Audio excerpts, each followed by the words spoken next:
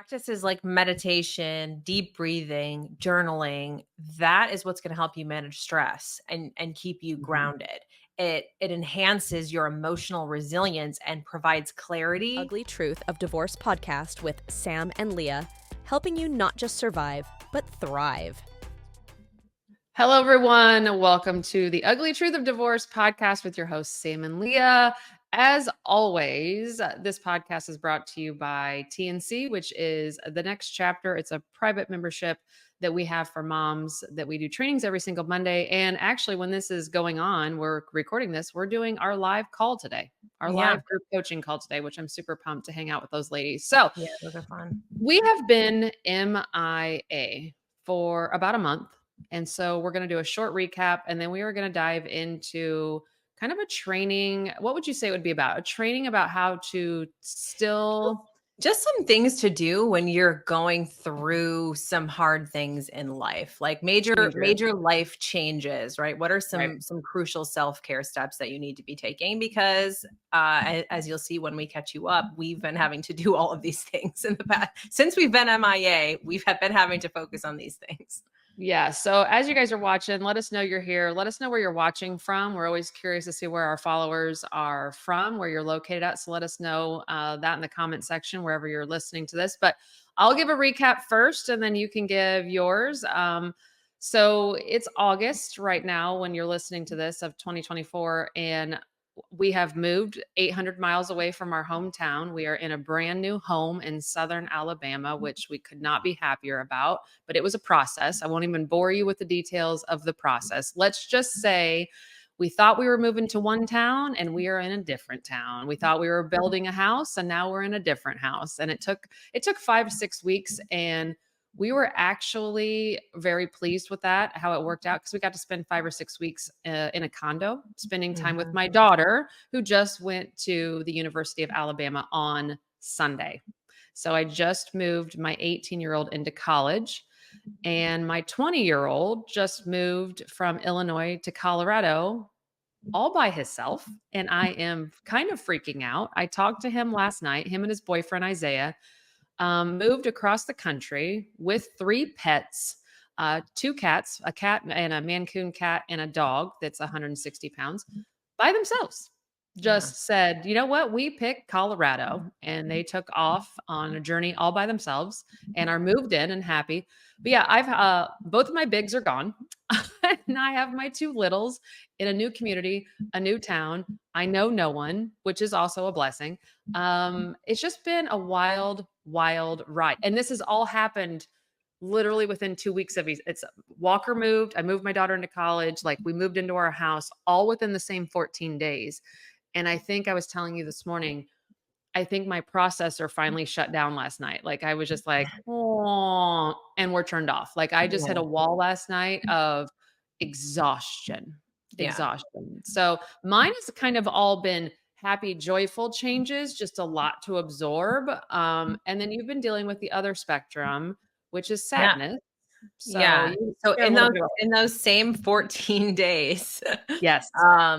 I was camping in the Adirondacks with my family, as we do with my husband's family every summer. And so we were up there. And on the second to last day of camping, I get a phone call saying that my stepdad is in the hospital. They didn't really know what was going on. He was just kind of not acting right over the weekend. He was shaky. He was kind of lightheaded, and they thought maybe he was Yeah. dehydrated. So let's just get him in and get him looked at. And the more tests they ran, the more shit they found. Oh, They found numerous melanoma lesions all over his brain, and they spread to his lungs, and it's in his adrenals and tissue and in his GI.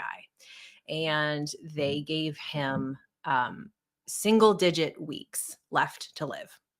and that was 2 So, weeks ago. yeah. So, And so I get this news, and of course, um, it's awful. I mean, he's somebody who's been in my life since I was 5 years old. He's been with me through everything, all of the moves I've made, and my marriages and divorces, and right. the loss of both of my parents.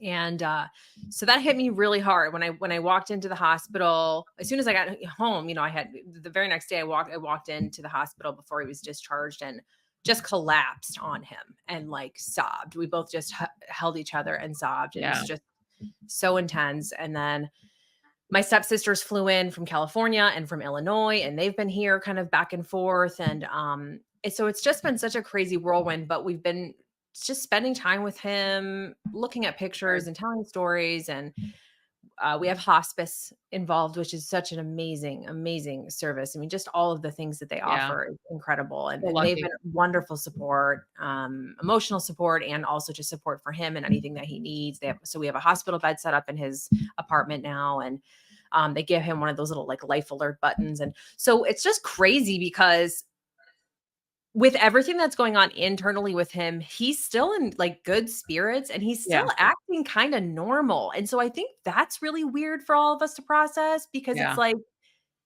we know at some point this shit's going to take a turn. Like at some point, like things Right. are going to go downhill Yeah. quickly, but like it's not quite there yet. So it's a very strange dynamic because he's just, Yeah.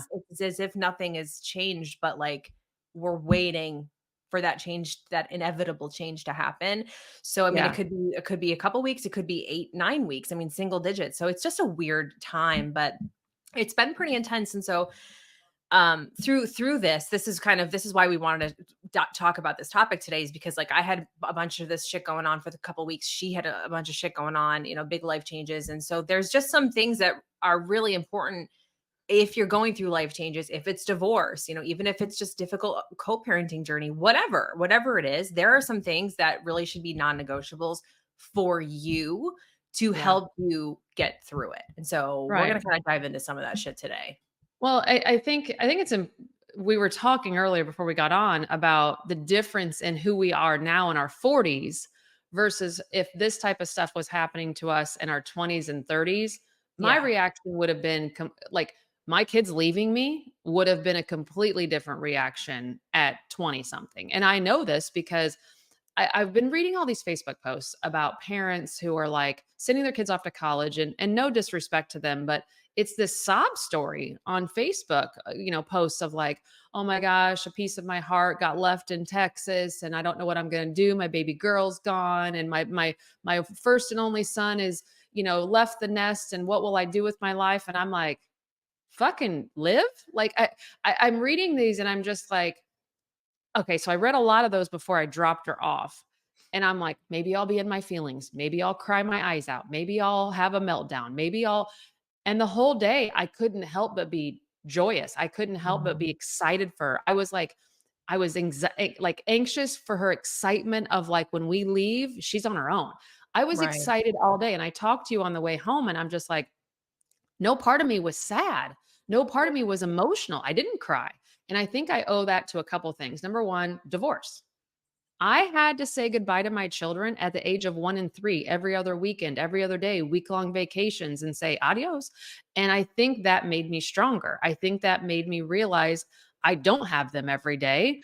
And I have to appreciate when I do have them. And this is part of her journey. Also, was the other half of that. Like, this is what she's supposed to be doing. Why would I put an Mhm. emotional sadness around it when this is the stage of life she's supposed to be going through and she's supposed to be going in? So I've always told her, like every single day, pretty much, be a badass, go be a badass, go be a badass. And so when we were leaving, saying goodbye, I said, hey, make good choices and just be a badass. And she messages me every morning and she's like, yesterday I was a badass. Yesterday I was a badass. Like, and she'd tell me something that she did. Yesterday, she talked in front of 250 other students, stood Oh up. my God.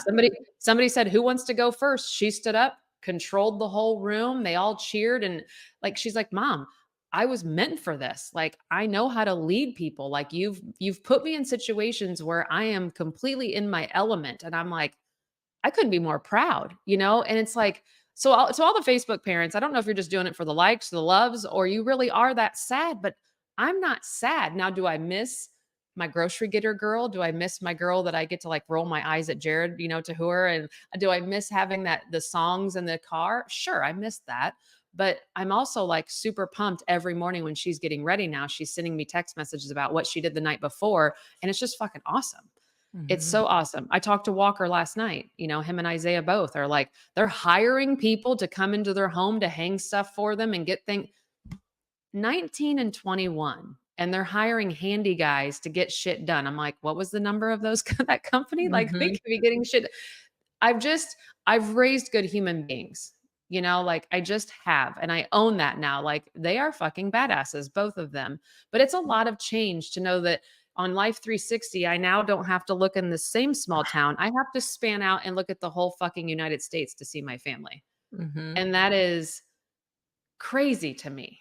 Yeah. It's crazy. And again, I don't know that I've processed all of it yet, but I'm not willing to put myself on the back burner while life is happening right in front of me. So, we're going to talk today about things that you just have to keep doing when you're struggling through something, or it's just been a lot of change. For me, I'm not Mm. struggling, it's just a lot of change at All at once. once. Yeah. All at once, finding a new hairdresser, a new dentist, a new school, everything new. Do I trust the lady across the street to watch my I don't know. Like it's a lot of change all happening. And then you're dealing with when am I going to go through loss? And anticipating that. Mhm. It's a lot. So today we wanted to share with you like some ideas on just non-negotiables that you just have to take care of yourself while you're processing change. So, Yeah. what's one of the first ones? And thank you everyone for the kind words too. And Jill, thank you. And I'm so sorry for your losses as well. We've got some comments coming in. All right. So number one, when you're navigating any big life change, is try to establish a routine. Mhm. Creating a daily routine can provide structure and a sense of normalcy. So it helps maintain balance and then reduces feelings of chaos or uncertainty. So in that routine, you want to make sure you're including like things like regular sleep, healthy meals, some sort of physical activity, some kind like that. And absolutely, I mean, through Yeah. this whole thing with my stepdad, it's like it's chaos. All of a sudden, I'm consumed by these thoughts. I'm thinking about that all the time, and Yeah. there's big decisions to be made. There's important things to do. There's people to contact. Right, a lot is going on. So I have to try really hard to maintain some kind of routine for myself, and so that is doing some kind of either I go to the gym or I go for a walk outside. Some kind of moving my body. It's just standing barefoot in the grass right now just to ground myself or Grounding. doing some Yeah. deep breathing or doing some meditation. I absolutely have been prioritizing sleep 100%. In fact, when he first got his diagnosis, my husband had just been diagnosed with COVID. So he was sick and had cooties and was like coughing up a storm. So I was just sleeping in my daughter's room because I was like, I need sleep. Like, there's no way I can manage everything that's going on with me and also be sleep deprived. So I wasn't even in my bed. I was doing what I could to get sleep and making sure I was getting nutrient dense meals as often as possible. And it's not always easy. I mean, I was on the go. I've been commuting back and Yeah. forth to my stepdad's apartment and like the hospital. And sometimes we did have to go through a drive through or get takeout. But I was like mindful about what it is that I was eating. Like we went through. I Yes. don't know if you guys know what Tim Hortons is.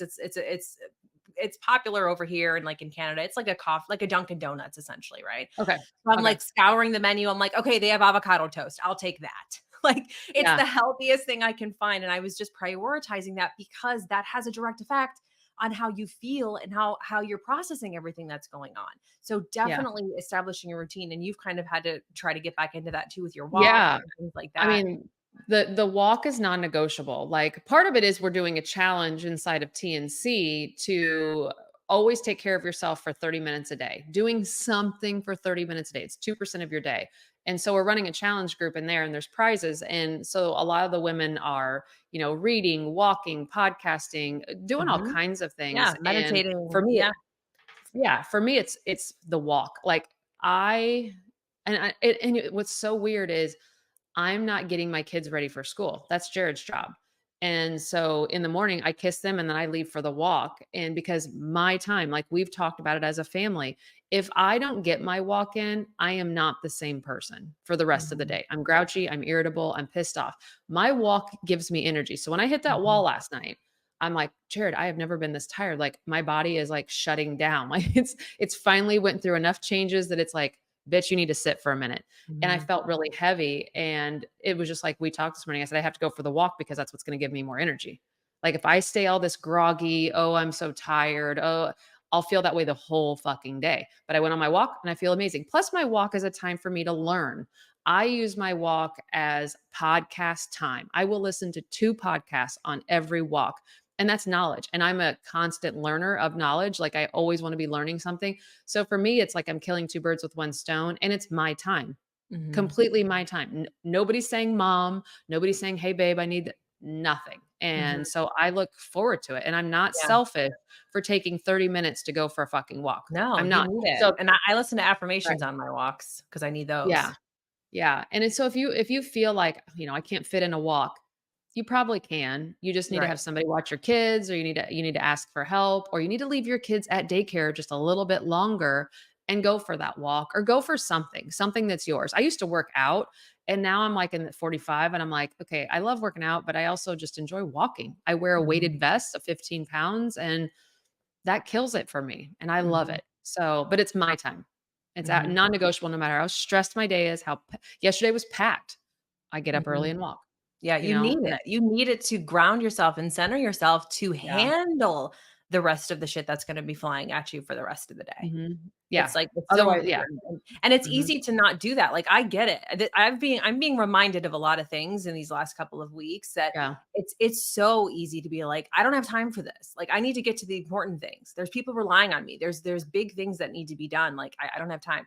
But you have to make the time. You have to find some kind of pocket throughout your day or at the beginning of the day or at the end of the day or something where you're doing something just for you, and that is going to make a huge difference at how Right. you handle everything and help you be less Right. reactive, just like emotionally Yes. reactive to everything that's going on. You could be just more mindfully responsive of what's happening, and it changes everything. Yeah. Okay, number two, if you're going through a major life change, connect with support networks. Mm. Surround yourself with friends, family, support groups, anyone who can offer emotional support and practical advice, because sharing your feelings and experiences with others who understand is so validating and comforting. And I've definitely been doing this too. There are times where I just call and I just need to like vomit. I just need to word Yeah. vomit to someone what's going on. I remember that like I hadn't talked to you in a while and I called you and I was just like, "Da, da, da, da, da, da, and this happened, da, Yep. da, da," and I just needed to get it out. And if I'm feeling overwhelmed or if I'm feeling upset, I'll call somebody. I called my Yeah. friend.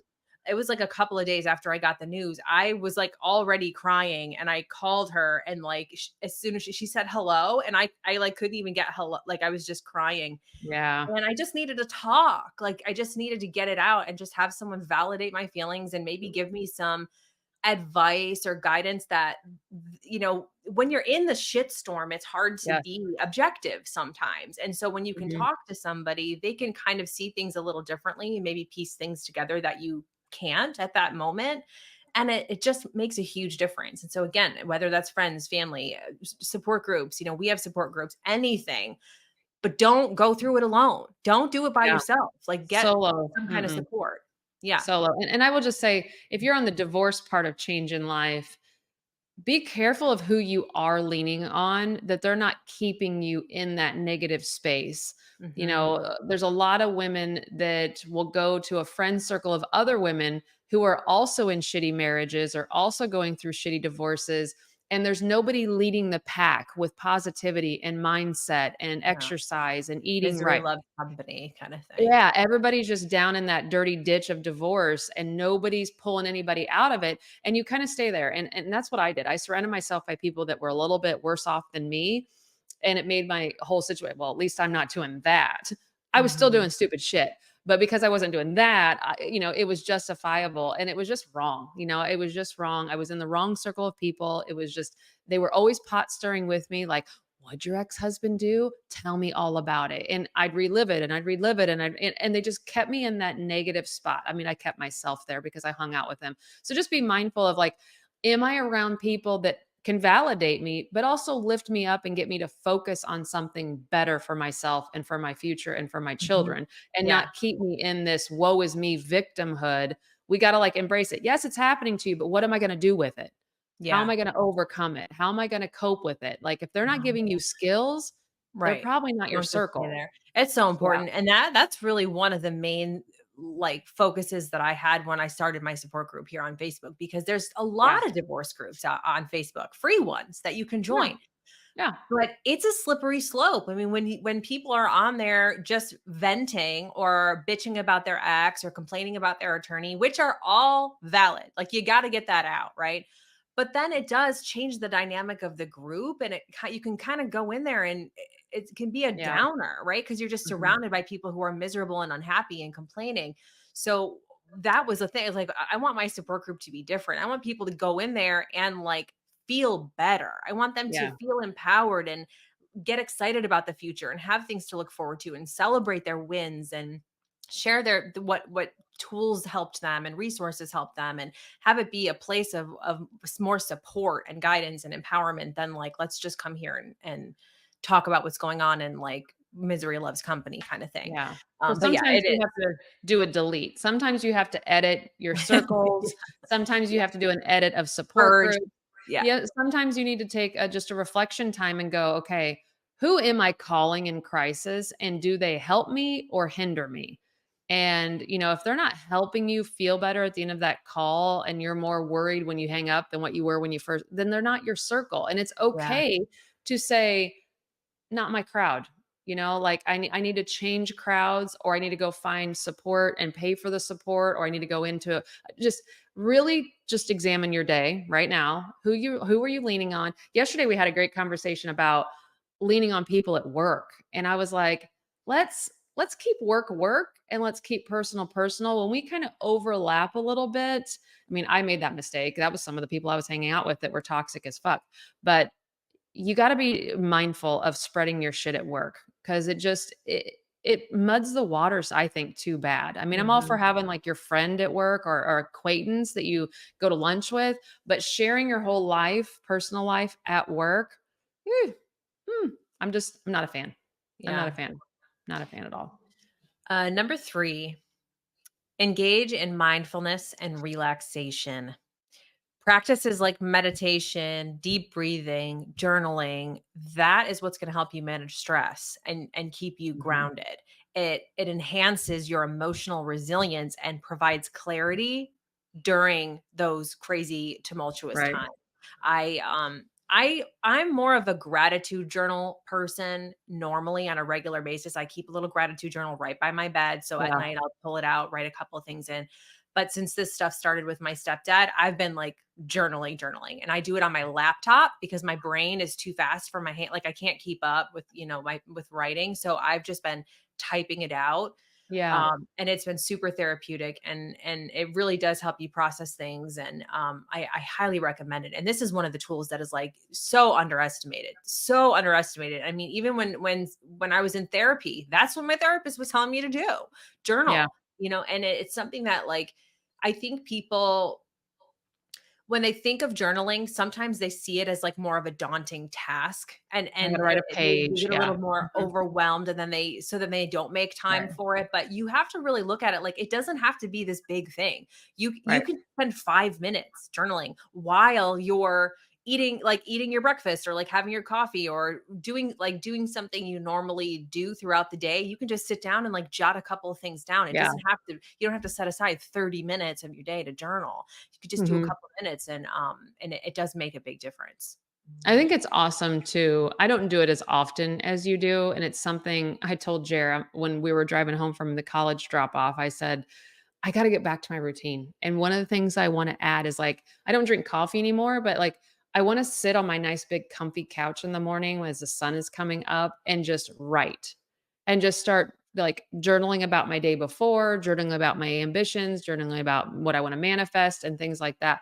So I got to get that in. So like right now I'm getting up just enough time to go for a walk. I need to get up a little bit earlier and fit that journaling in. But you gave advice to somebody the other day. You were like, it doesn't have to be the same time every day. It could Yeah. be before bed, it could be in the bathroom, it could be while you're fixing dinner, it could be little pockets of time. If you're sitting in the carpool lane waiting for your kids, I mean, that's definitely something I could do on Thursdays and Fridays when I have to pick up the kids is like just put that in the car. Have a journal in there too. I don't have to have the same journal. I think it's this whole false reality of journaling Mhm. that it has to be the same journal and it has to be Mhm. written the same way with the same pen and the date at the top. No, it could be here's my car journal, here's my bedtime journal, here's the one Yeah. that's out in the living room, and you just dump in Just all of jotting them. stuff down. Yeah, Because, I need to do that. what happens is, like, when you're experiencing something, That's a completely different time and process than later that day or the next day, you then writing about it. It's like you're Yeah. experiencing it completely different and you're seeing it from a Right. different perspective. And so it's very, very helpful tool.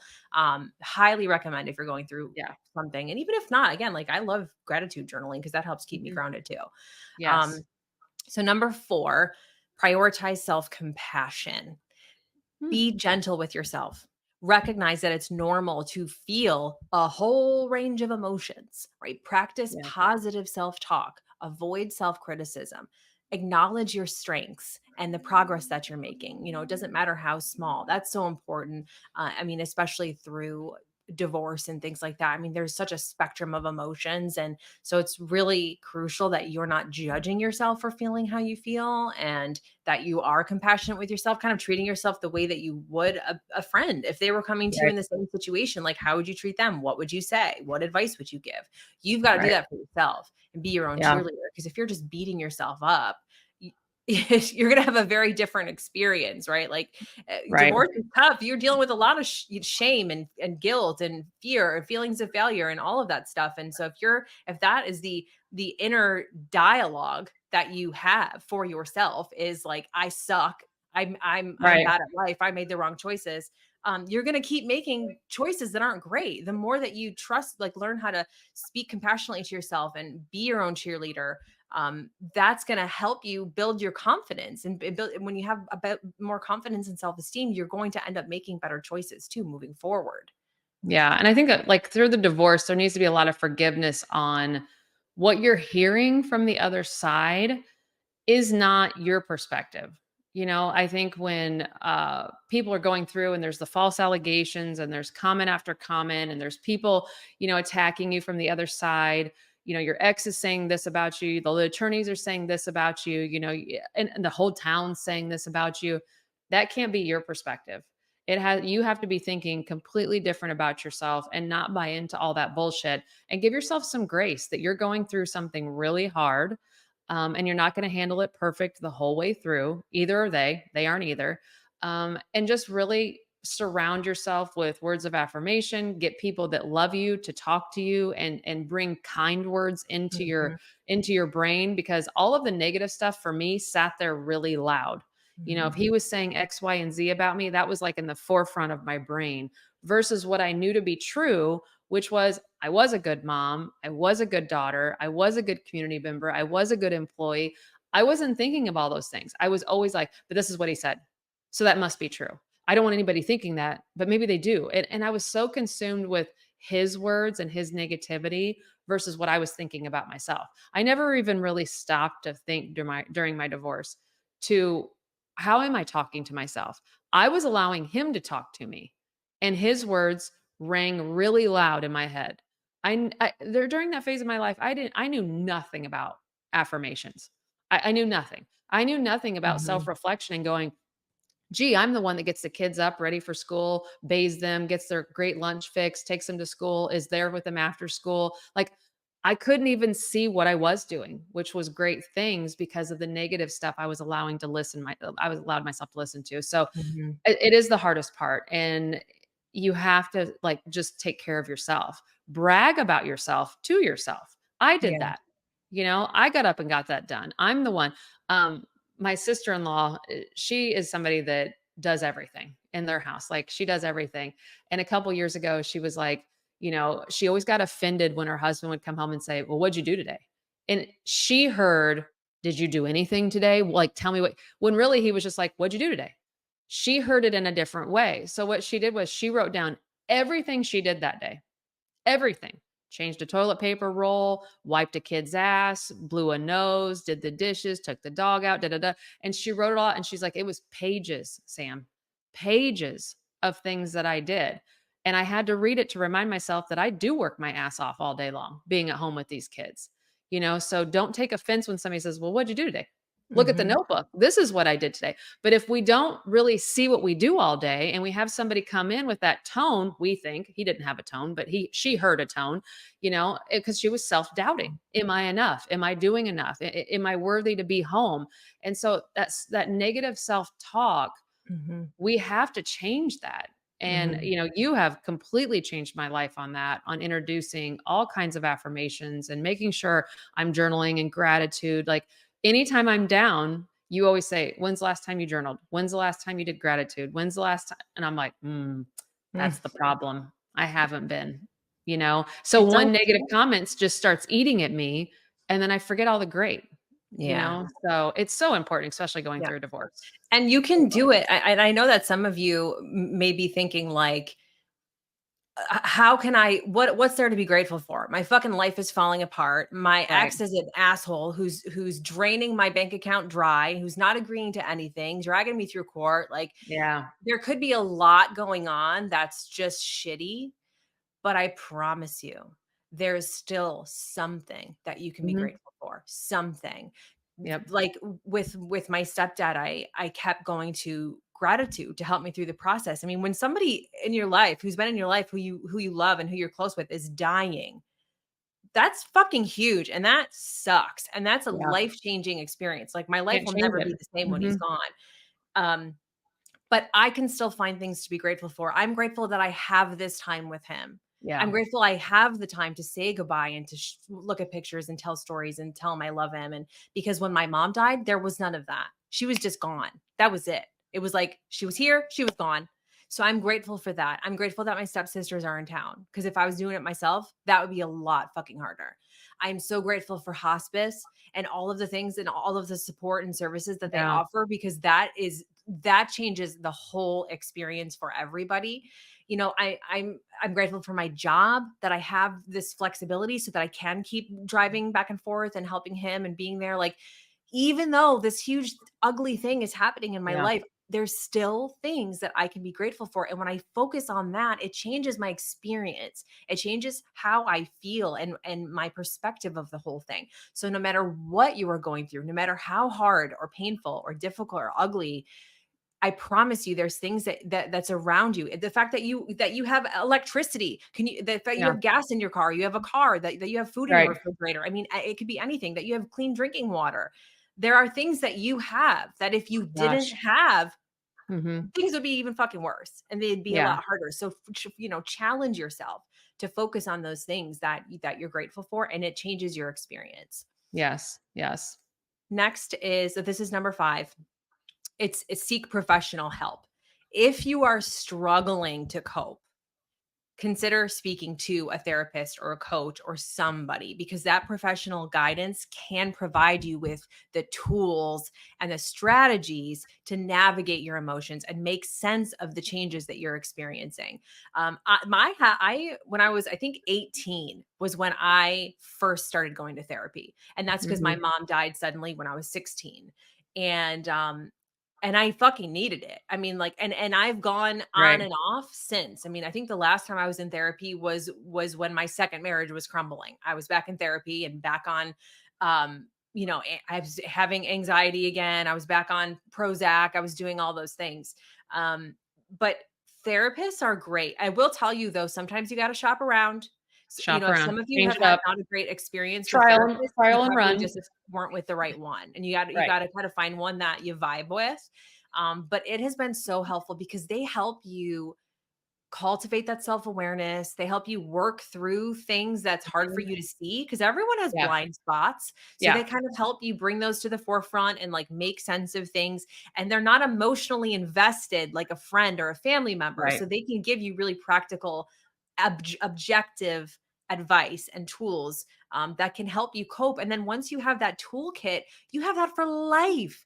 I Life. mean, I Mhm. think that's why I'm able to deal with what's happening right now in my life so well in such a healthy way because I have a huge fucking toolkit from all the shit that I've had to deal with up until this Right. point in my life and Right. all of the help I've gotten from therapists and coaches and things. And so once you have Yeah. those tools, those are yours forever to keep going back to. And then those are also to pass on to your kids, Yeah. all of the tools that you have that have helped you navigate all of your emotions and your coping mechanisms. Once you have good ones, that's the Yeah. shit that your kid's going to learn. Those are the Yeah. things you can pass on to them and help them when adversity strikes. Right. And I think that's if you have an ex that's saying no for your children to have therapy, Okay, you go to therapy and you learn some skills and you learn those skills that you can help your children. I mean, sometimes you just have to find what I always call a workaround when you have a high conflict ex that's not going to allow you to do the things that you want to do to help your kids.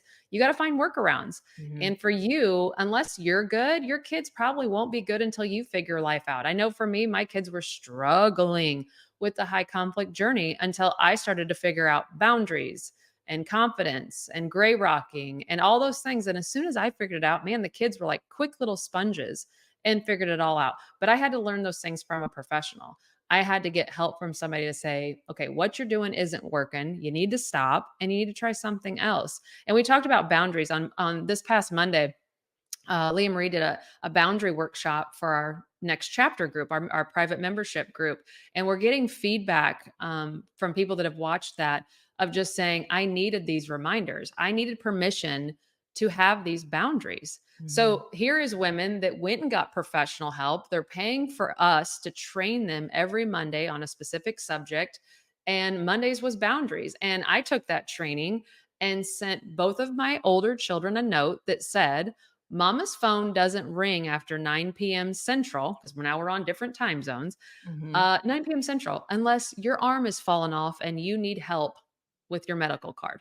Like, Yeah. you don't call me after 9 o'clock. Like, I want to start being more like Leah and have my phone away from me and get some peace and quiet at the end of the day. And so please don't call me because my heart rate will skyrocket if I get a Right. phone call at 10 o'clock at night when really I know it's only 9 o'clock for my son. But still, I'm like, just respect my boundary. And my son texts me back in the middle of this. He goes, heard, like, heard. Like, I'm just not going to answer. So I've told them Right. the boundary, but I will have to showcase the boundary by not answering to train them that this is a real boundary, guys. You're not calling me after 9 o'clock unless it is emergency. Then call Mhm. Jared and tell him it's an emergency, and then I'll pick up the phone. But I'm just boundaries with your kids are okay, and that's Yes. something that we train our people on. So we are coaches that help people through this process. So if you don't want to go the therapy route and you just need some co-parenting coaching or you need Mhm. some confidence Some coaching, tools. yeah, that's where we're at. That's Mhm. that's exactly what we know And how that to boundary do. training's in there for all the trainings we do every Monday stay in there. The replays are available. So once you're a member of the next chapter, you can go back and watch all of those. So if Yeah. you're like, "Oh my god, I suck at boundaries, like I would love to watch that training," get in there. You can watch it. Yeah, yeah, it was really good. So, we're going through a lot. We were off for a whole month because I was in a condo and she was traveling and doing everything. And so we're back. Stability, hopefully, consistency of being back at work. One or both of us will be here more consistently now that we're both established and settled from our vacations. But as Leah goes through, what's inevitably going to be a loss, she's going to talk about it and she's going to Mhm. journal about it. And everybody always says divorce and death have very similar traits of grieving. So Leah Maria has volunteered to be vulnerable through this whole thing and talk about how she's going to go through it and how she's still taking care of herself. So if you're going through a divorce, you can resonate with everything she's going through. So pay attention, make sure you're following on social media, get inside the next chapter because she's really going to share more inside of there, and be that's our group. That's where we share a lot of our personal lives inside of there. So you guys, we appreciate you being here. I thank you for all of the comments and well wishes. I know Leah Marie does too, and we Yeah, will be back thank you. next week with another episode of